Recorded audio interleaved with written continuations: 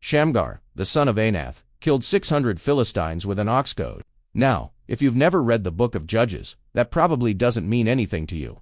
Shamgar's story is just one verse long, but it carries the weight of courage and faith. The Bible tells us that Shamgar, the son of Anath, killed 600 Philistines with nothing more than an oxgoad. Now, what's an oxgoad? It was a long farming stick, maybe 6 to 8 feet in length, with a sharp point at one end for prodding oxen as they plowed. Not exactly a warrior's weapon. We don't know the exact circumstances.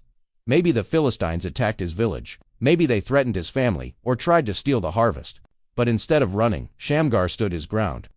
With the tool of his trade, something ordinary, something meant for farming, he fought back. And by God's strength, he won.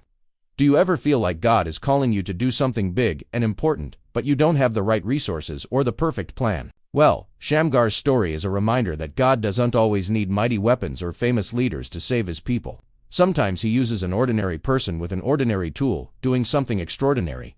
You see, Shamgar didn't have a fancy sword or shield. He didn't call for backup or make a battle plan. He didn't even try to negotiate a peace treaty. When faced with danger, he did what he could with what he had right then and there in that moment. And here's the beautiful part. God Almighty went with him. In the same way, God can take our weaknesses and use them for his strength. He can take our fears and turn them into faith. He can take our ordinary lives and make them extraordinary. There are so many people around us who are hurting and searching for help. They're looking for someone to guide them, to love them, to show them the way. And maybe God is calling you to be that someone, not with a grand gesture or a perfect plan, but with a willingness to do something, anything, to bring light into darkness. Are you willing? Are you willing to be a light in the darkness? Are you willing to step out of your comfort zone and into a world of possibilities? Are you willing to be used by God in ways you never imagined? Maybe you're thinking, God, I want to help, but I don't have the right tools or the perfect plan. And that's okay, because God doesn't need perfect tools or plans, he just needs a willing heart.